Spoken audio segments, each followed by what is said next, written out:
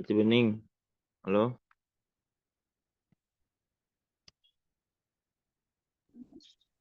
Nah, Ustadz, Yang tadi bening tadi hadir semua ya? nggak masuk satu, Ustadz. Ya. Eh, yang belakang yang pakai baju. Belakangnya siapa itu namanya?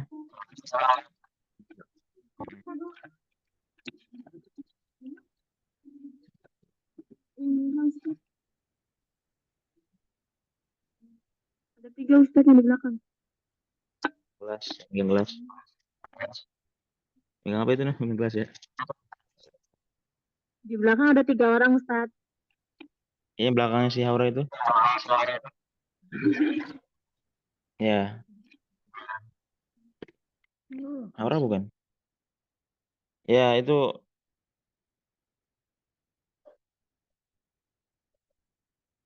yang megang gelas sih megang speaker ya. Aduh. Kan ilmu itu ada 4, ada 3. Nah, coba kasih contoh 3-tiganya. Dari ilmu yakin sampai hakul yakin.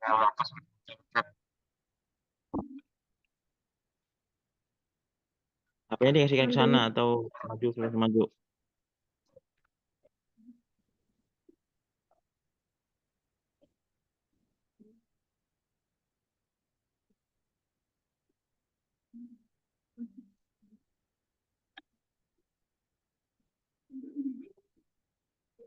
Hmm?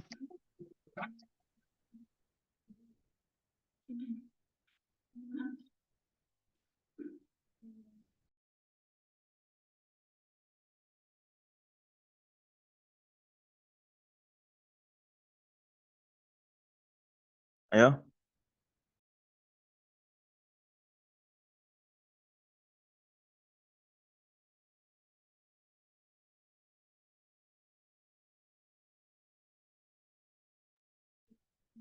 yang seorang Muslim di dunia yakin tanpa ragu adanya surga dan neraka, maka keyakinan tersebut adalah Bentar, ilmu bentar, yakin. bentar, bentar, bentar. Coba, coba nggak usah baca. Nah, coba aja, coba. Nggak apa. Coba nggak usah baca. Ya, sebutin aja, maksudnya dari ilmu yakin, ainul yakin, hakul yakin, terus kasih contoh aja. Nggak usah jelasin, tapi kasih contoh aja.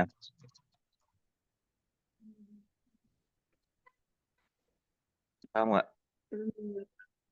Oh, Hmm? Ya. ilmu yakin, contohnya eh, sesuatu adanya seseorang seseorang tahu adanya surga dan neraka. Berdasarkan Benar. Ainul yakin, eh, apa tadi? ya, eh, ilmu yakin, seseorang tahu seseorang tahu adanya surga dan neraka. Ainul yakin, em,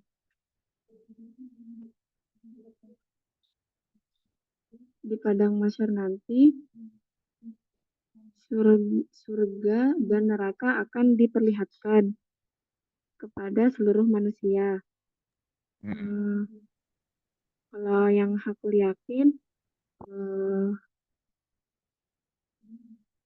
eh, setelah ahlul jannah masuk ke dalam surga dan ahlul jannah ahlul neraka ahlul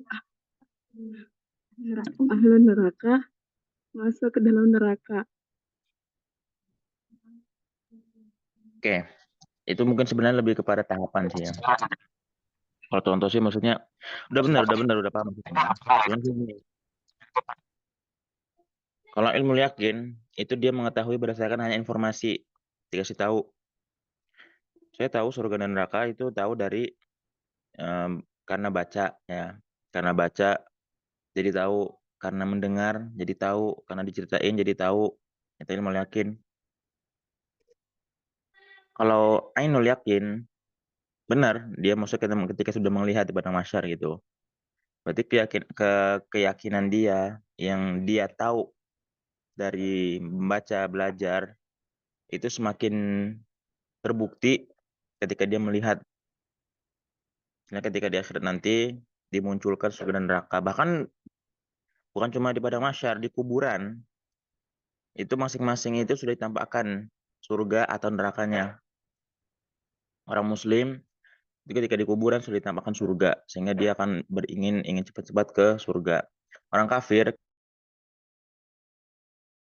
neraka sehingga dia tidak ingin cepat-cepat masuk ke neraka gitu. Kalau hakul yakin berarti setelah benar-benar memasuki antara surga atau nerakanya. Tadi namanya siapa tadi?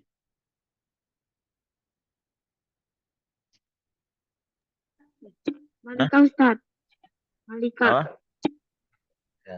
Katanya Malika. ada. Ya. Banget Ustadz. Banget Ustadz. Ya.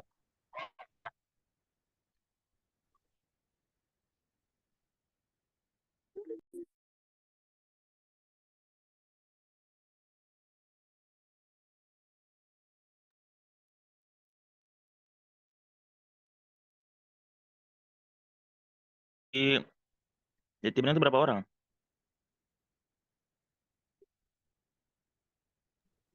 8 Ustadz. 8. Ada semua ya tapi ya. Nggak kecuali tadi nggak masuk 1 orang. Eh.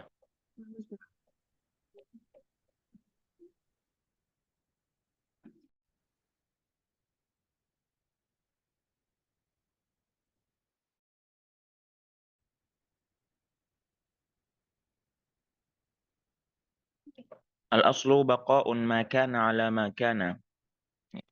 Sampingnya Lika tadi coba kasih contohnya. Samping kalau dari ini berarti samping kanan.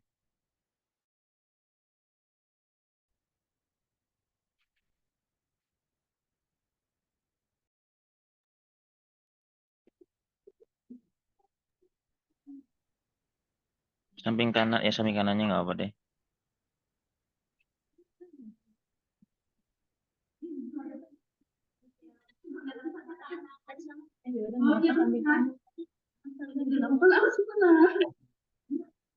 Nah, samping kanan.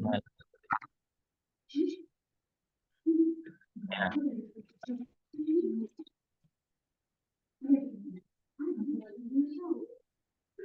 Ya Ustadz. Ya. Jadi contohnya tadi ya, di kaidah pertama.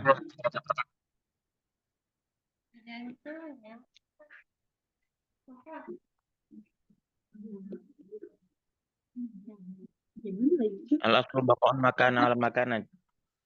Sebelum dicontoh coba jelaskan dulu itu maksudnya apa?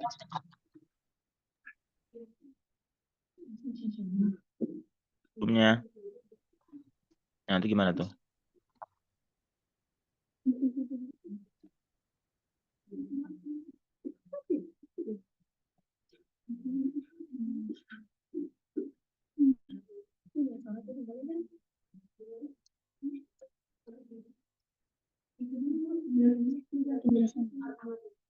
Nah, hukum asalnya kondisi sekarang tidak berubah dari kondisi sebelumnya. Ya gimana? Contohnya, misalnya pada zaman dahulu ada seorang sahabat bersuci, lalu ketika dia hendak sholat tiba-tiba dia ragu sudah batal atau belum. Maka dia masih dianggap suci hingga dia benar-benar merasakan sesuatu yang membatalkan. Dan begitu juga kita. Jika kita bersuci lalu tiba-tiba ragu sudah batal atau belum, maka kita tetap dianggap suci hingga dia merasakan apa yang membatalkan.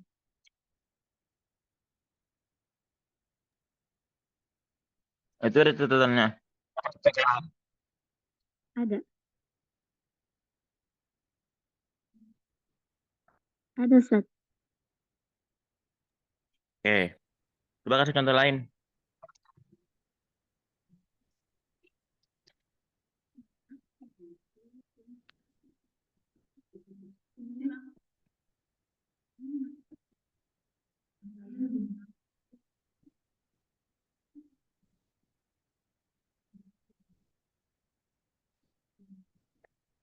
Halo?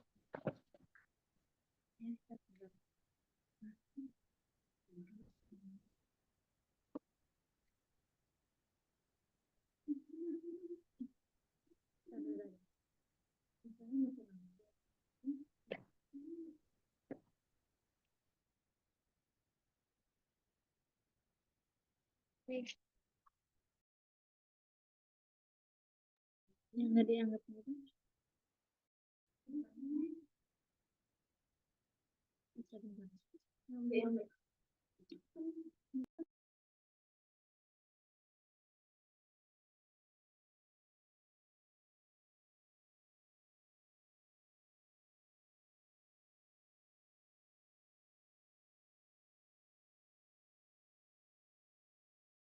Bisa? Gimana? Oh, masih dianggap waktu salah tidak ada.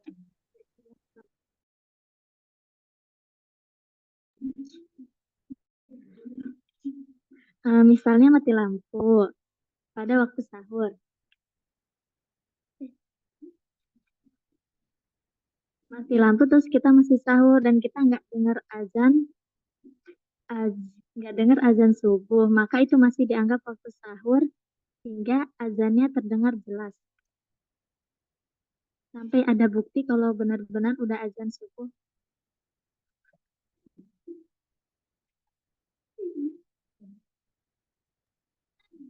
Itu penerapan dari kaidahnya tuh gimana maksudnya? Ada contoh itu.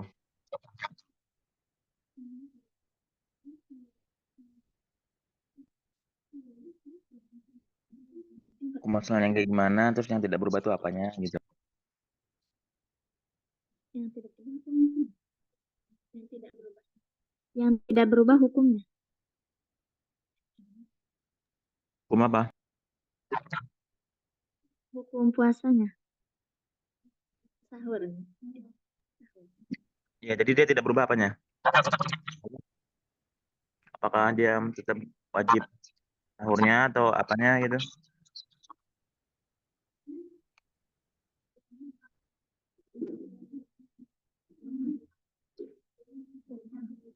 Hukumnya Bapak masih temennya tahu sah. kalau memang belum paham. Apa? Hukumnya masih sah untuk sahur. Masih bisa untuk sahur, ya kan?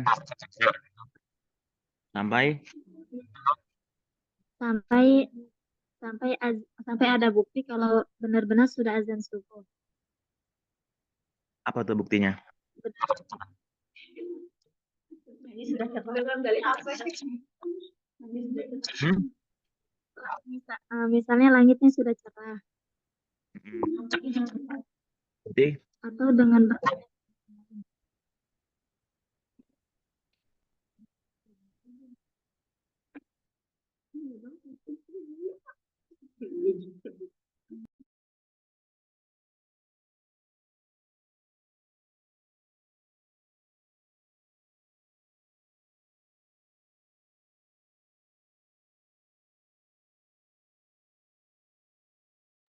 oke.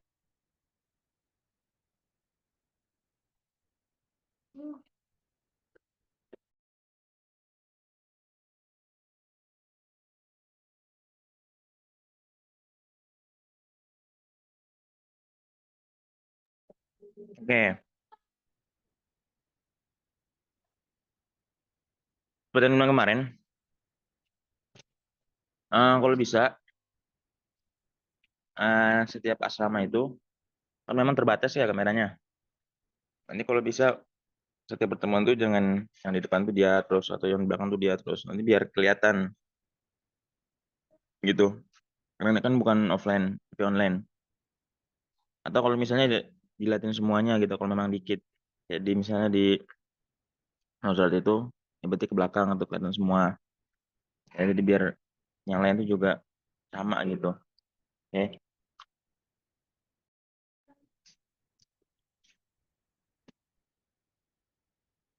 Mozart,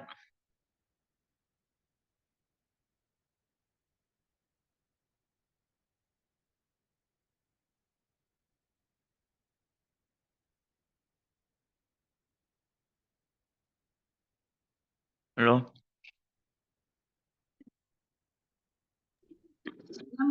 Nah, Ustaz. Hmm?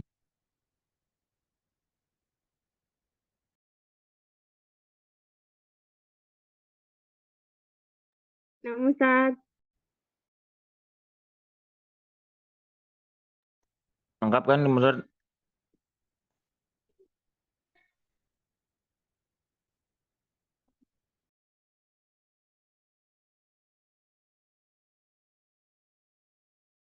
Muazzat, Ustaz.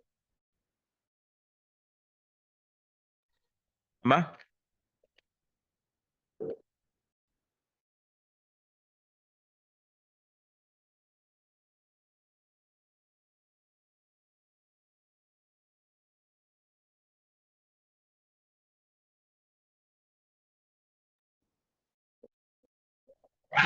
Ini Ustaz, Muazzat. Ya, lengkap ya.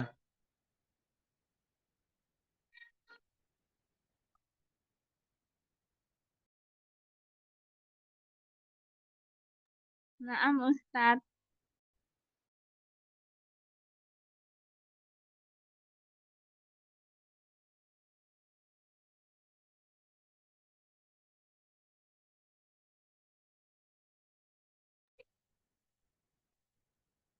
Nafik masih ada nggak?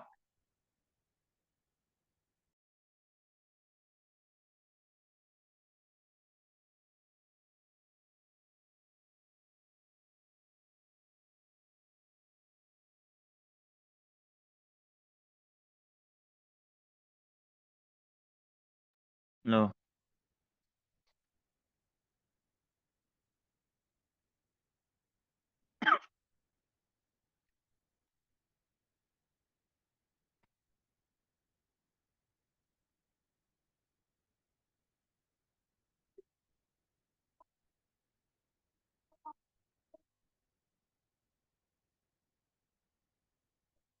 Halo, Mudarat.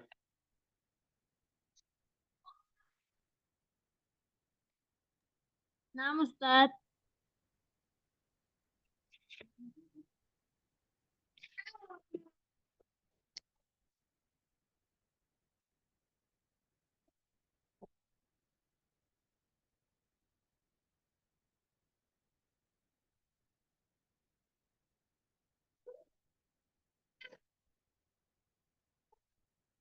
Nadira sama Nafi masih ada nggak?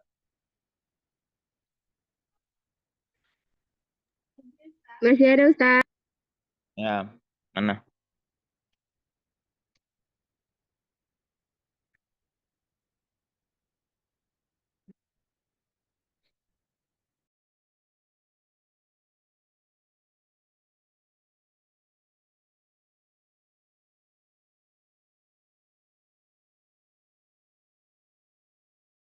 Hadir, Ustaz.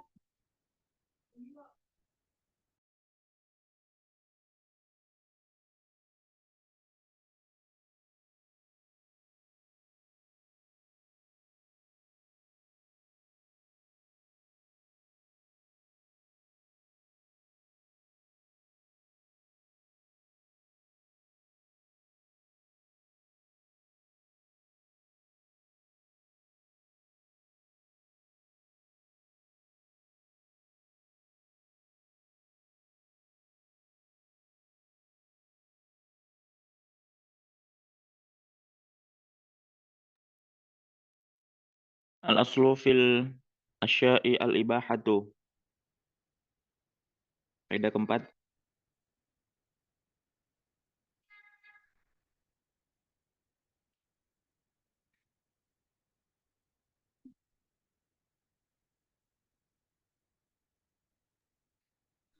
Hukum asal menikahi wanita lebih dari 4 itu sebenarnya boleh sampai turun ayat pada surat An-Nisa ayat 3 yang tidak tidak dibolehkannya menikahi wanita lebih dari 4. Oke. Hukum asalnya nikah yang lebih dari 4 wanita itu boleh. Sampai ada dalil yang melarang, membatasinya gitu ya. Oke. Coba kasih contoh lain.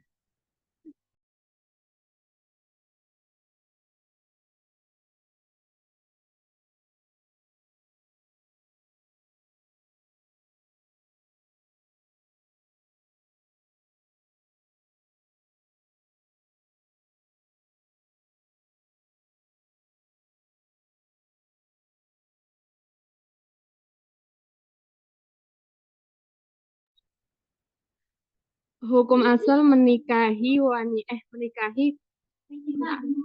adik dan kakak dalam satu keluarga itu sebenarnya boleh sampai turun ayat eh, pada surat An-Nisa yang tidak memperbolehkannya menikahi adik dan kakak.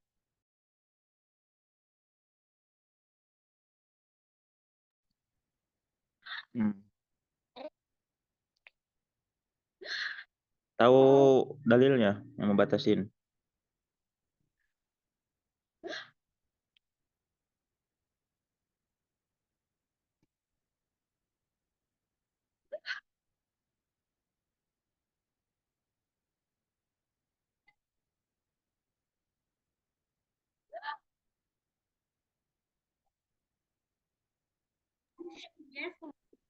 Wa an tajma'u bainal ukhtaini illa ma qad salaf innallaha kana ghafurur rahima. An-Nisa ayat Ya, 20. 23 ya? Oh, 20. 20. Hmm. Ya tadi kan sebutin dua. Itu bahkan bukan cuma secara dalil ya, tapi memang udah ada sejarahnya juga. Kalau zaman dulu tuh eh, sebelum turunnya Al-Quran itu, para nabi itu mereka menikahi lebih dari 4 ya kan. Seperti Nabi Daud, Nabi Sulaiman tuh nikah sampai 100, sampai 50 orang gitu. Ya, kemudian eh, apa namanya? Kalau untuk kakak beradik itu juga di zamannya Nabi Yakub ya, Nabi Yakub dan Nabi Nabi Hud itu menikahi kakak dan adik gitu. Maksudnya dalam satu waktu yang bersamaan. Ya, jadi harus dipahami juga kan kalau di hadis itu, di ayat itu menjamak antara kakak dan adik dalam waktu yang bersamaan. Maksudnya sama-sama masih hidup atau sama-sama dalam satu ikatan. Yang nggak boleh itu seperti itu. Boleh kalau misalnya satu udah pisah atau satu meninggal baru kemudian adiknya gitu atau kakaknya. Kalau misalnya kita tuh naik atau turun ranjang gitu. Nah, jadi itu memang juga eh, selain menggunakan dalil yang menggunakan kaidah yang ada itu memang juga sudah ada riwayatnya ya. Sudah ada riwayatnya. Sudah ada riwayat historisnya dari zaman eh, para nabi. Terus tadi Nadira ada nggak? Oke, syukron ya.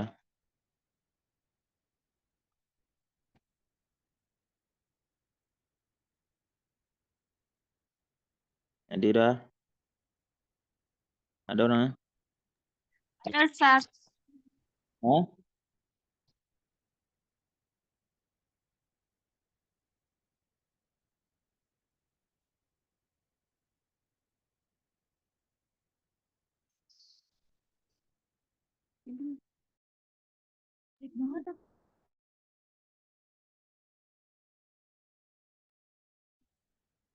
Ustaz.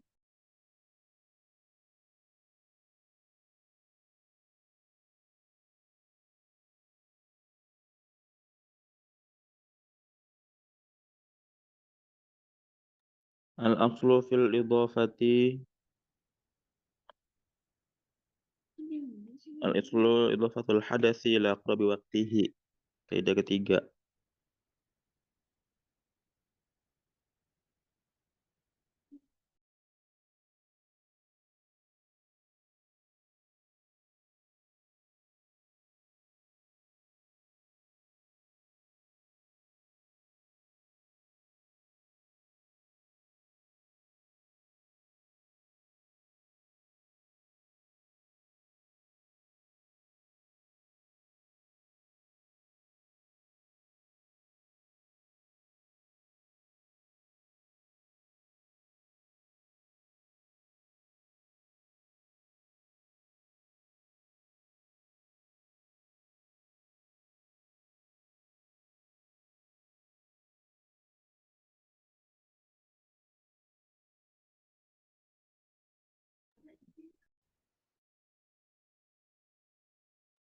Ya.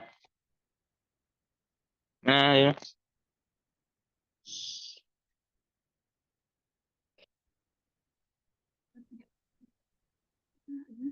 Ada temennya.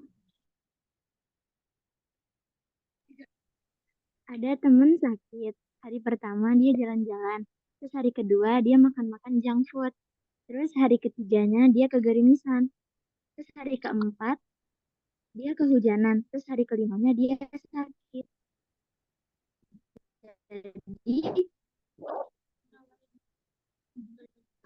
Jadi, jadi bisa disimpulkan kaidah tersebut dari waktu terdekatnya.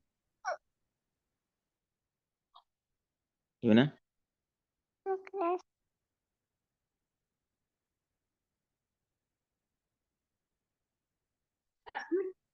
Ada temen sakit. Hari pertama dia jalan-jalan. Habis jalan-jalan, hari kedua dia makan-makan junk food. Hari ketiga dia kegerimisan. Hari keempat dia kehujanan. Terus hari kelima dia sakit. Jadi kaidah ini bisa disimpulkan.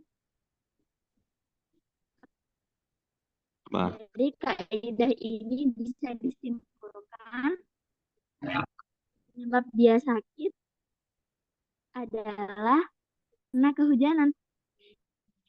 Bedanya tadi kehujanan sama kegerimisan apa tuh?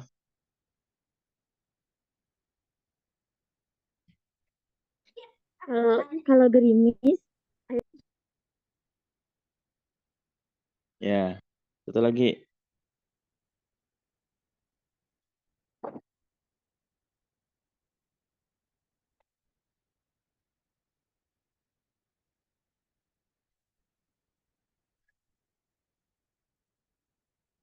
Satu lagi ini tidak.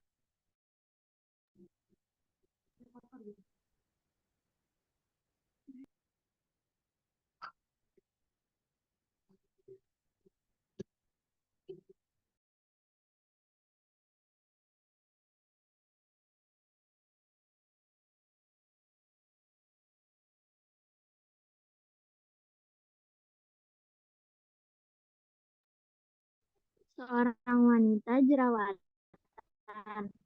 Hari pertama dia makan kacang. Hari kedua dia megang-megang wajah. Tapi pas kondisi tangannya kotor. Terus yang hari ketiganya dia jerawatan. Jadi kaidah ini bisa disimpulkan kan penyebab dia jerawatan itu karena megang-megang muka pas kondisi muka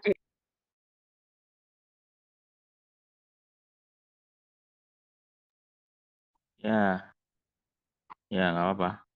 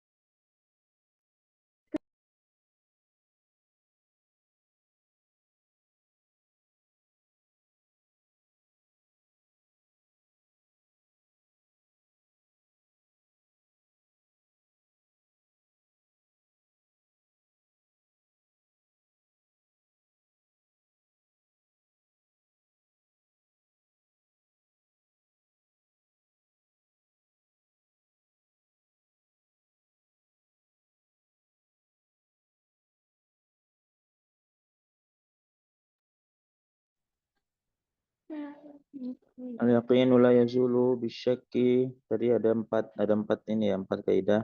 Yang lagi. Yang pertama, laslu baqa'un ma kana ala ma kana. Kondisi sekarang tidak berubah dari kondisi sebelumnya. Tadi kasih contoh yang pertama tadi, siapa tadi itu, yang kalau udah sahur, kemudian itu tetap akan sahur sampai ada bukti, ya. Kalau misalnya tidak mendengar azan, berarti menggunakan bukti lain, ya, seperti misalnya kecerahan langit, ya, atau ya apa namanya, mungkin di tempatnya mungkin lagi tidak berfungsi azan, karena kemudian waktu sahur itu berlaku tidak berdasarkan azan tapi berdasarkan waktu atau langit yang sudah cerah. Kemudian apa tadi itu lagi contohnya,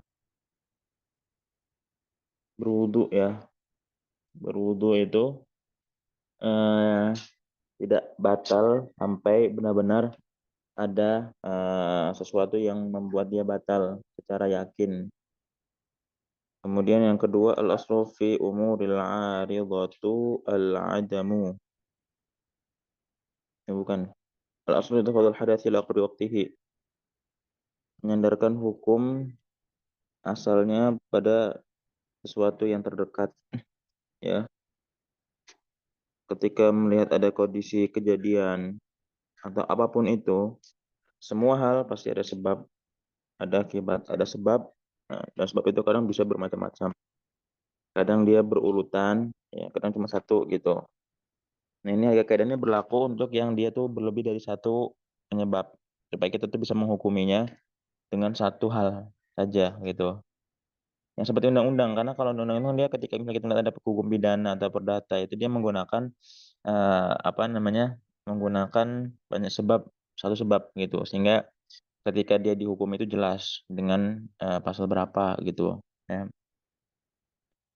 Dan kemudian yang keempat, al aslu fil asya'i al ibahatu. Segala sesuatu itu boleh. Boleh apanya? Boleh dilakukan atau boleh digunakan atau boleh dimanfaatkan, ya. Sejak Allah menciptakan manusia, menciptakan semua hal yang ada di bumi, di dunia ini. Allah berfirman, "Huwallazi khalaqalakum ma fil ardi jami'an." Ini dalam sisi pemanfaatan, penggunaan. Dia yang menciptakan semua yang ada di bumi untuk kalian manusia. Allah menciptakan tumbuhan. Berarti apa? Boleh digunakan, boleh kita pakai, boleh kita manfaatkan. Sampai sekarang tidak ada dalil yang melarang. Tidak boleh mengambil pohon, tidak boleh mengambil buah. Kecuali mungkin buah itu punya orang, sehingga kemudian ada larangannya. Kemudian air laut, kalau misalkan air laut, misalkan digunakan isinya, ambillah apa namanya, isi-isinya gitu, ikan-ikannya. Dan sampai sekarang tidak ada yang mengharamkan gitu. Oke. Nah, kalau yang mendalami lagi, sebenarnya ini ada penyeimbangnya juga.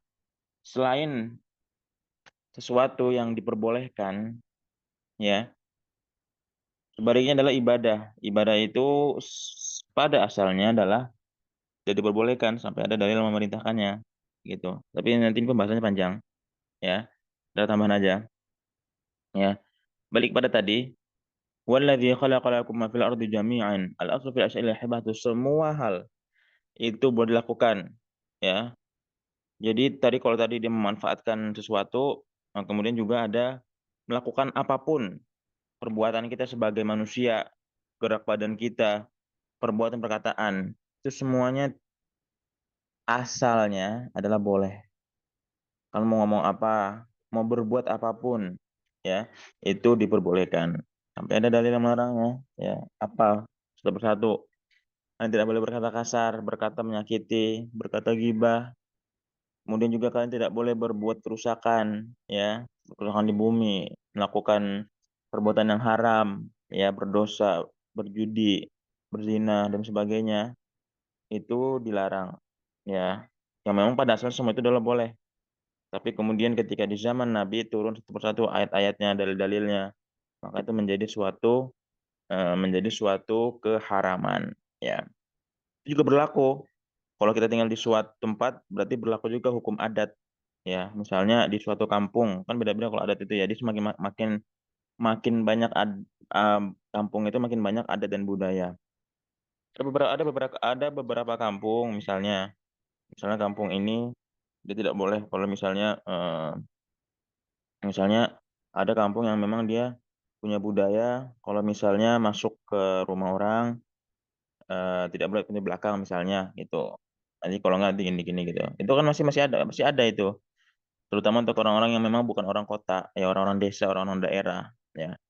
Dari Aceh sampai Merauke itu setiap kampung, setiap daerah itu mesti punya adat dan budaya masing-masing yang memang apa namanya dihormati, ya baik itu yang bertentangan dengan Islam maupun yang sesuai gitu. Intinya itu budaya lah. Masing-masing budaya itu ada ketentuannya, ada larangan, ada anjuran gitu. Kalau misalnya kayak di eh,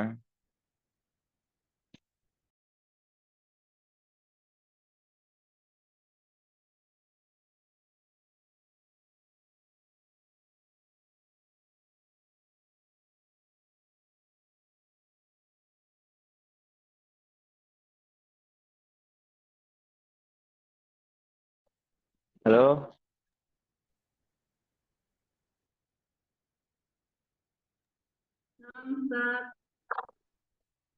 jadi yang keluar anak sendiri tuh semua berkeluar tadi.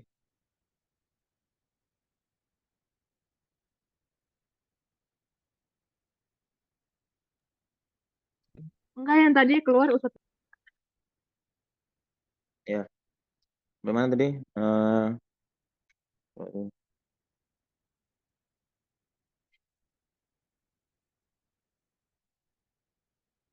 Al-aslu fil syai'il ibahatu. Oke, dia sampai pada adat dan budaya. Jelas ya? Oke.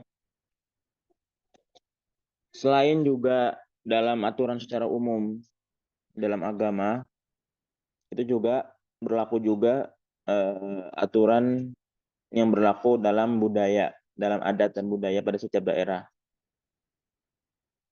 Dari ini kita yang regional aja Indonesia. Dari Aceh sampai Merauke itu banyak sekali kampung-kampung, desa-desa yang masing-masing memiliki budaya masing-masing.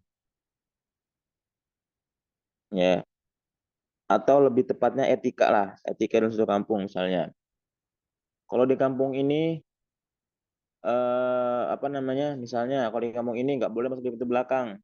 Karena nanti kalau misalnya ya nanti mungkin bakal kena apa gitu sesuai dengan mitos mereka gitu atau apa namanya khurafat mereka. Ada juga tempat lain ya yang mereka itu punya etika atau budaya kalau makan harus sampai habis. Kalau enggak nanti dikutuk apa gitu misalnya. Nah, ini salah satu contoh aturan yang membuat kita itu yang tadi asalnya boleh menjadi tidak boleh gitu ya. Jadi bukan cuma berlaku dalam sisi agama tetapi juga berlaku dalam etika dan sosial gitu ya. Jadi jangan sampai salah paham kalau misalnya kalian mentang-mentang oh ini dalam hadis ini boleh, ya dalam itu nggak boleh. Kemudian ketika kalian ke kampung orang misalnya yang bukan kampung kalian sendiri, kalian tidak memperhatikan itu ya. Jadi ini termasuk berlaku juga misalnya tadi Al-Qur'an, agama, dan juga kemarin kemudian di apa namanya kesantrian kemarin ya, masalah di asrama atau segala macam kan kita udah paham tuh. Apa namanya kalau misalnya ustazah nggak boleh berarti nggak boleh. Nah, anda perlu diperhatikan juga ya, yaitu dalam sisi masyarakatan budaya gitu. Baik yang ada di kota sampai yang ada di desa itu masing-masing memiliki budayanya masing-masing yang berupa aturan etika gitu. Oke,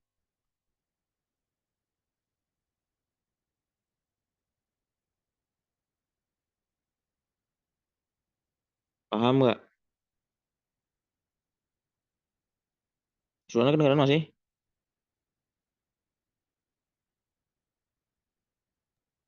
Masih Ustaz. Ya.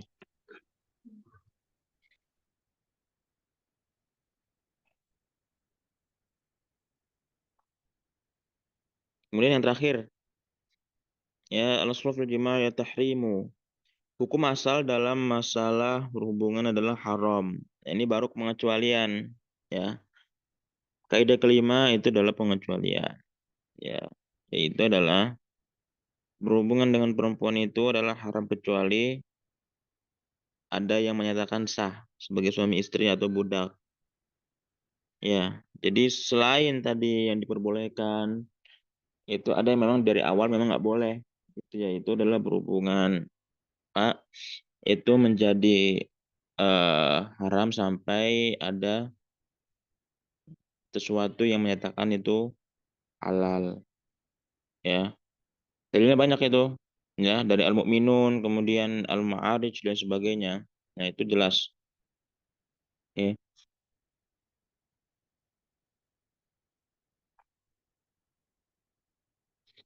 Oke, sampai sini ada yang mau ditanyakan sampai kaidah kedua. Nah, itu mengulang dari lab 1 pekan.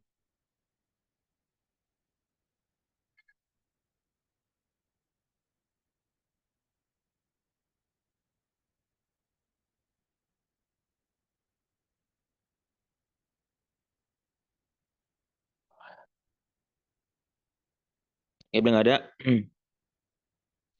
Kaidah yang ketiga nanti insya Allah nanti untuk slide-nya nanti pekan depan insya Allah kalau eh, udah pulang ya.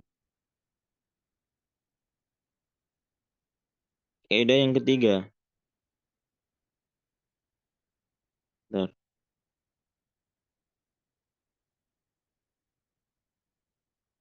Al-masyaqqatu tajlibut taysir. Ya, ini dicatat boleh nggak dicatat juga boleh gitu. Tapi nanti insya Allah nanti ke depannya ada slide. Al-masyaqqatu tajlibut taysir. Kaidah ketiga, kaidah utama yang ketiga. Al-masyaqqatu tajlibut taysiru. Kesulitan mendatangkan kemudahan. Apa itu maksudnya? Sesuatu yang sulit itu menjadi sebab diberikannya kemudahan. Ya, kita tahu sendiri syariat itu dia mudah. Allah itu mudah memberikan keringanan. Allah itu tidak ingin hamba-hambanya itu dalam beribadah, dalam bermuamalah itu menemukan kesulitan. Kalau dalam sesuatu yang mudah itu ada kesulitan, Allah berikan kemudahan lagi, gitu. Ya, kesulitan mendatangkan kemudahan. Sekali lagi, yaitu kesulitan itu kadang-kadang menjadi penyebab diberikannya kemudahan. Itu apa namanya penjelasannya, ya. Jadi kesulitan itu, kondisi yang sulit itu menjadi penyebab diberikannya opsi kemudahan gitu. Ya, ini syaratnya sulit ya. Ketika mau udah mudah itu berarti syaratnya harus sulit. Kalau udah mudah, nggak mungkin dimudahkan lagi karena udah mudah gitu. Ya. Jadi apa namanya dari kaidah ini ya, dia Allah itu menurunkan ketika Allah menurunkan agama syariat kepada manusia itu bersamaan juga dengannya itu diberikan juga beban-beban syariat agar kita itu bisa beribadah kepada Allah Subhanahu wa taala. Nah, jadi meskipun begitu, seluruh syariat-syariat yang dibebankan kepada umat Islam ya, itu kalau kita dalami itu dapat banyak hikmah atau apa namanya? Kebijaksanaan dari Allah Subhanahu wa taala ya. Walaupun mungkin bagi bagi beberapa dari kita itu mungkin ngerasanya berat ya, misalnya kayak diberikan beban sholat, puasa, itu semua ada hikmahnya. Walaupun secara secara apa namanya nalurnya mungkin kita ngerasa oh berat nih sholat nih tiap hari, puasa tiap tahun, zakat tiap tahun, itu semua mengandung hikmah.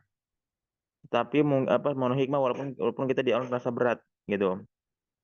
Nah, begitu pula ketika Allah memberikan aturan larangan, Allah melarang minuman keras, melarang berzina, mengharamkan musik. Itu juga mungkin bagi kita berat, karena itu sesuatu yang mengenakan. Tetapi itu semua ada maslahatnya, ada kemudahan di situ, ada keinginan, ada kenikmatan di situ. Allah itu tahu yang terbaik buat hambanya, ya. Tahu di mana letak kebahagiaan hambanya, dan tahu mana yang hamba itu bisa lakukan dari perintah ataupun menghindari pada larangannya. Jadi sesuai dengan kemampuan manusia secara umumnya itu. Karena sesungguhnya Islam itu adalah agama yang sangat mudah, ya. Kalau kita bandingkan dengan agama yang lain, ya mungkin secara umum terlihat mudah, tetapi mungkin pada nyatanya ada banyak hal-hal yang kemudian menyusahkan, kayak aturan ini, aturan itu, gitu. Kayak misalnya kalau kita lihat agama sebelah, agama Nasrani misalnya, mungkin dia seperti menggampangkan masalah bergaul dengan lawan jenis. Tapi mungkin ada aturan yang berat, misalnya kayak bayi baru lahir, itu mereka ada ritual baptis. Itu apa? Bayi yang diceburkan, masih bayi diceburkan ke dalam air. Kan itu nggak sesuai dengan naluri. Nah, ini salah satu contoh gitu. Jadi nggak semua agama itu, yang di luar Islam itu semua sempurna tuh nggak ada. Ketika kita ngeliat ada sesuatu yang mudah di suatu sisi, kita akan menemukan sesuatu yang berat di sisi yang lain. Kecuali adalah Islam. Islam itu semuanya jelas. Ada aturan, ada larangan, semuanya ada hikmahnya. Kenapa dilarang minuman keras? Supaya nanti nggak mabok. Kenapa dilarang berzina? Supaya nggak merusak keturunan. Supaya anaknya itu juga jelas. Ya. Kenapa diharamkannya musik? Supaya tidak terlena. Supaya tidak mengganggu pemikiran. Contohnya itu. Ya. Kemudian kenapa diwajibkannya sholat, diwajibkannya zakat, supaya bisa berbagi dengan sesama manusia, supaya bisa melakukan ibadah dengan sebaik-baiknya, gitu. Ya, kenapa puasa? Supaya menjaga stabilitas tubuh. Ini semuanya hikmahnya, itu. Ya, dan banyak sekali dalil-dalil yang menunjukkan bahwa agama Islam itu sangat mudah, ya. Jika dibandingkan dengan agama-agama tadi, agama-agama Yahudi, Kristen, Nasrani, dan agama-agama lainnya, ya. Contohnya, ya contoh lagi ya. Dalam masalah perempuan haid, 1 bulan dapat, maka Islam itu adalah agama yang paling mudah, ya, yang paling mudah. Bahkan juga kalau kita melihat perbandingan di antara dua agama lain, Yahudi dan Nasrani misalnya, Islam itu dia biasanya mengambil jalan pertengahan yang mudah, yang tidak terlalu berat dan tidak terlalu ringan, menggampangkan. Contoh dalam haid tadi, kalau Yahudi itu mereka menyikapi perempuan haid itu benar-benar berlebihan, ya. Jadi ketika perempuan Yahudi itu haid, itu bakal dijauhin, diasingkan, tidak diajak makan bareng, tidak diajak tidur bareng, apalagi diajak bermesraan ya dengan perempuan yang haid ini, laki-laki suami istri misalnya. Dalam agama Yahudi itu benar-benar perempuan yang haid itu seperti orang yang najis dan najis banget, ditinggalin, ya diasingkan lah, selama haid itu diasingkan, ya. Begitu pula dengan sebaliknya dengan agama Kristen, agama Nasrani. Mereka terlalu berlebihan, terlalu bermudah-mudahan. Jadi perempuan yang haid dengan yang tidak haid itu sama aja, ya. Bahkan ya mungkin kalau mungkin apa namanya, bahkan dalam hal berhubungan itu, perempuan yang haid itu tetap mereka itu seperti biasa gitu, nggak ada perbedaannya gitu. Nah, agama Islam itu menyikapi hukumnya pertengahan.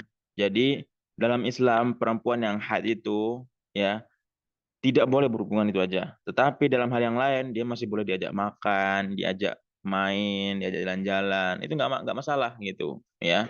Tidak terlalu berlebihan, dibuang, diasingkan, tidak juga terlalu dimudahkan. Maksudnya dalam hal berhubungan dia masih diboleh segala macam seperti itu, ya.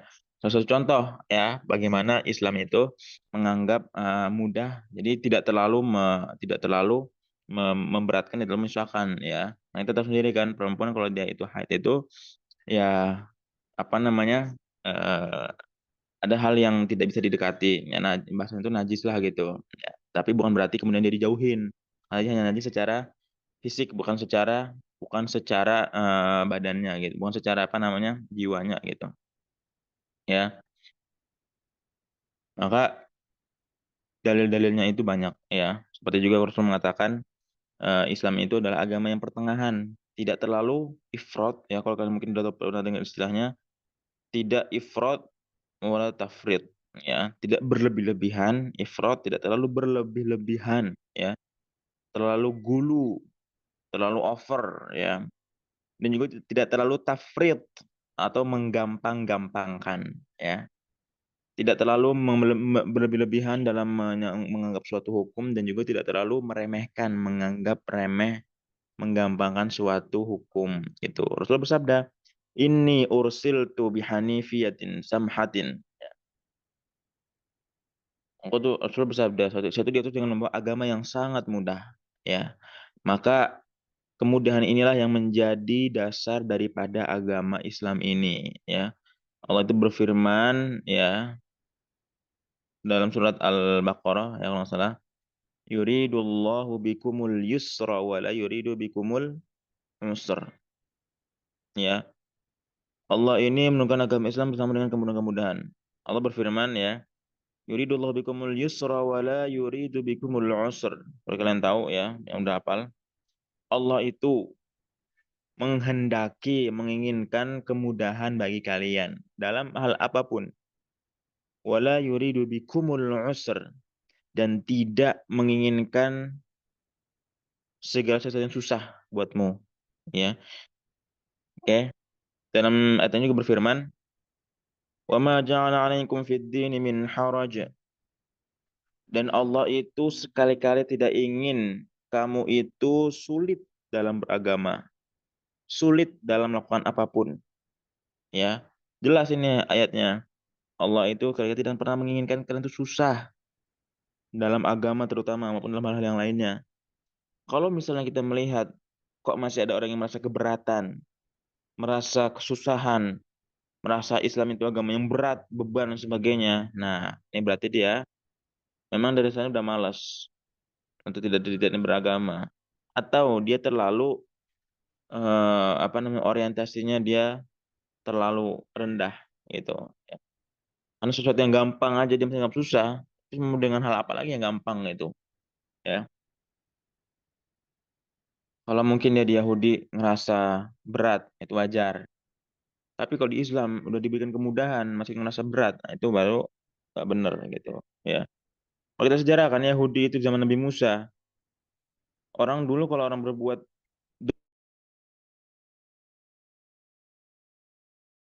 apa ininya, taubatnya, bunuh diri, tadi membunuh, itu baru diampuni. Lah kalau kita berbuat musyrik, disuruh bunuh, berat. Kalau kita tuh berbuat dosa, apa taubatnya? Istighfar, tidak mengulangi, diampuni.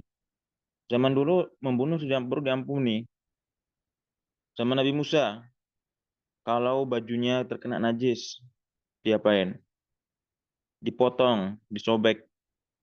Bagian yang kena najis itu disobek, nggak bisa dicuci. Zaman kita, baju kena najis, cuci sampai bersih.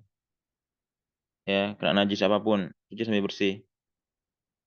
Zaman dulu, zaman Nabi Musa, salah satu anggota badan berbuat maksiat, berbuat dosa, mungkin memukul, atau misalnya makan apa, atau misalnya pokoknya makan apapun lah gitu, yang apa namanya, salah satu anggota badan nih yang berbuat keburukan, kemaksiatan.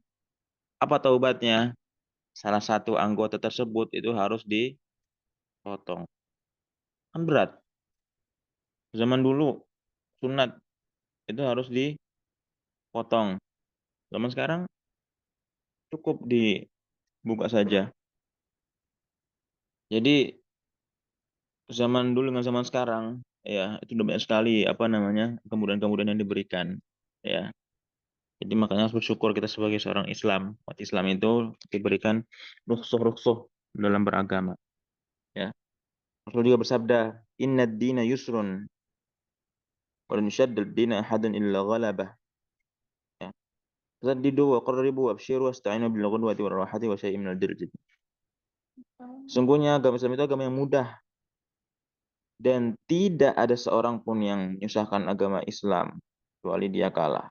Maka bersikaplah lurus dan berbahagialah pada waktu pagi dan sore dan malam. Maksudnya apa? Ntar tuh. Agama Islam itu mudah. Oke. Kalau misalnya ada yang masih mau menyusahkan agama Islam, pasti dia akan kalah, nggak akan bisa. Mencari apa dalam Islam itu yang mau disusahin? Nggak ada. Pasti dia sendiri juga yang akan susah. Kayak, ya. Nah,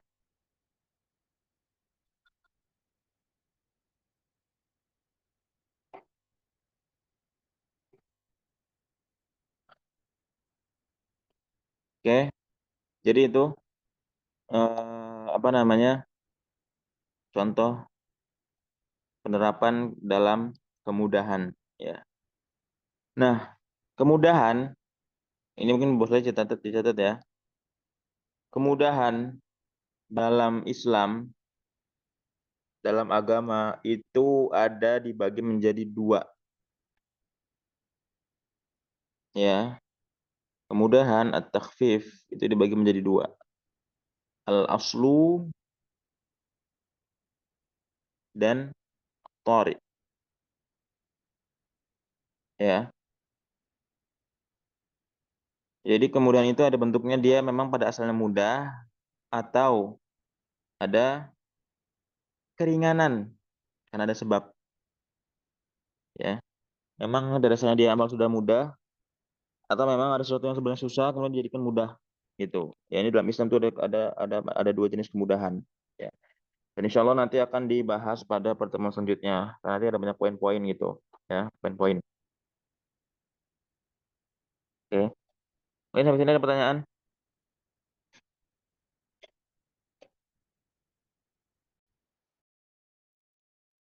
Ada pertanyaan? Atau ada yang belum dipahami tadi? Perlu diulang? Kalau ada pertanyaan nanti ditanya balik.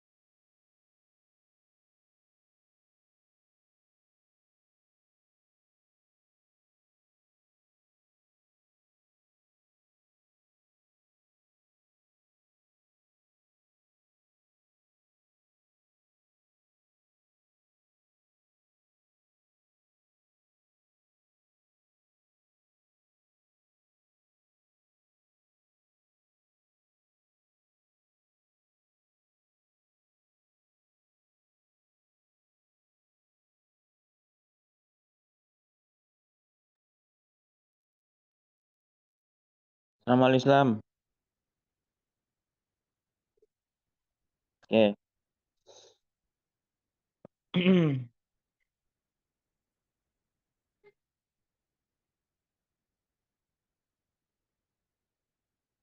Mungkin bisa dijelaskan tadi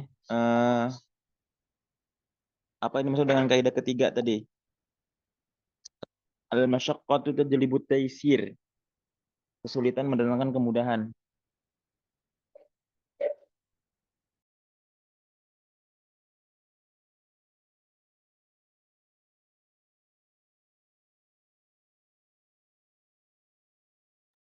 Halo?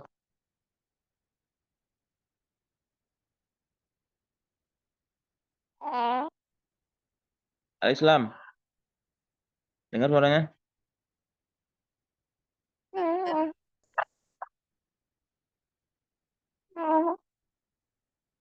Halo?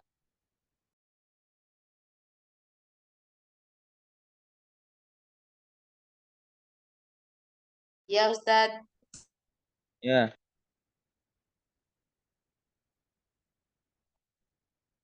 Kasih penjelasan tadi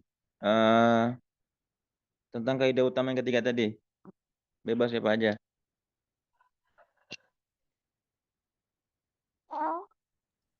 Seluruh syariat yang menjadi di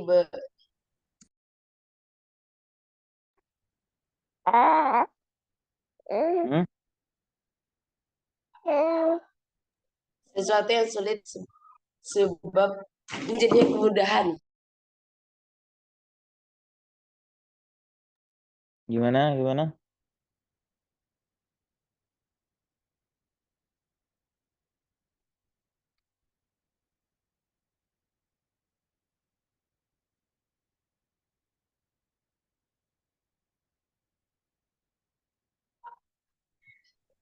Sesuatu yang sulit menjadi sebab diberikannya kemudahan.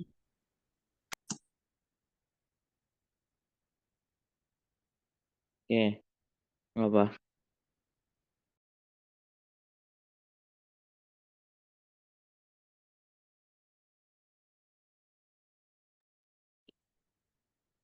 Jadi sekali lagi Islam itu dia memberikan kemudahan, ya, memberikan kemudahan. Ada yang memang asalnya mudah, ada juga sesuatu yang ketika di awal itu sulit, kemudian diberikan kemudahan. Oke.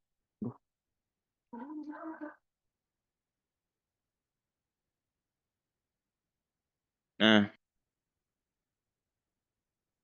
di Islam itu, ya, semua hal yang diberikan kemudahan itu ada dasarnya, ya, ada hikmahnya. Kenapa ini mudah? Kenapa ini apa namanya? Dianggap sulit gitu. Jadi segala hal yang ada di dalam syariat itu semua tadi memiliki hikmah, tujuan. Ya, jadi Allah tahu mana yang ringan buat hamba, mana yang sulit buat hamba, mana yang Allah tuh tahu, mana yang hamba ini bisa melakukannya, dan mana yang Allah itu tidak bisa, Allah itu tahu hamba yang tidak bisa melakukannya. Ya. Maka dalam hal urusan kehidupan, kan udah pasti sering dengar ya, bahwasanya Allah itu tidak membebani seseorang itu dengan beban yang tidak bisa disanggup. La yukallifullahu nafsan illa wus'aha. Yang Allah bebankan kepada seorang hamba itu tidaklah itu beban yang bisa diampu oleh seorang hamba itu, ya. Jadi kalau hamba itu diyakini atau dianggap oleh Allah kayak seperti tidak bisa, ya berarti tidak diberikan ujian seperti itu. Tapi kalau misalnya Allah itu melihat hamba ini dia bisa melakukan, apa namanya, bisa mengangkut beban tersebut, maka kemudian diberikan bebannya sesuai dengan kemampuan dia, ya. Kalau misalnya kalian merasa kok berat banget bebanku, itu berarti disitulah puncaknya beban kalian di situ, kemampuan kalian. Dan tidak akan diberikan diberikan beban yang lebih berat lagi gitu. Akan merasa pada titik, oh, ini berat banget mendapati masalah. Ya, maka disitulah puncak kemampuan kalian. Tidak lebih daripada itu. Tuh, ya. Jadi itu ya, nanti insyaallah nanti banyak lagi pembahasan ini masalah apa namanya kaidah ketiga ini, kubur yang ketiga ini, al-masyaqqatu tajlibut taisir. Kalau yang paling kedua tadi adalah al-yaqin wal bisyak yang di mana itu nanti apa membahas tentang membahas tentang kebolehan, membahas tentang apa namanya membahas tentang keraguan dan sebagainya. Maka nanti di kaidah ketiga ini insyaallah minggu depan itu adalah bagaimana kita bisa menyikapi syariat itu dengan sesuatu yang mudah, bagaimana hukum-hukumnya dan apa namanya mana hal-hal yang dia mendapat keringanan daripada suatu hal-hal yang lainnya. Syariat-syariat mana yang kemudian sulit tapi kemudian diberikan kemudahan, mana yang tadinya haram kemudian diperbolehkan, ya nanti insyaallah apa namanya akan dibahas, ya. Nanti itu aja, jadi sekedar mukadimah aja, ya, kalau mukadimah supaya nanti apa namanya paham dan kalau bisa nanti pekan depan seperti biasa, seperti biasa apa namanya kalau misalnya ada yang tidak hadir nanti dikasih tahu. Kemudian eh, kamera sama mic diaktifkan ya. Dan juga kalau bisa nanti yang mungkin masih memungkinkan semua masuk dalam frame jadi biar kelihatan. Jadi bukan cuma itu doang atau dia doang yang kemudian terus gitu kan. Kan kita berbagi sama yang lain juga atau yang lain itu biar juga apa namanya dalam sisi apa namanya mereka belajar itu sama gitu. Itu ya. Oke. Kalau nggak ada yang mau ditanyakan, disampaikan, ditutup dengan yes.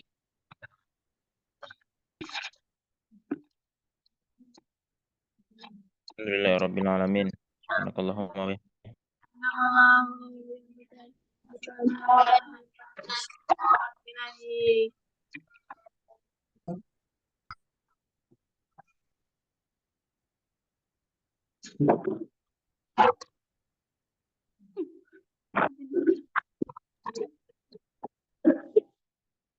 Assalamualaikum warahmatullahi wabarakatuh.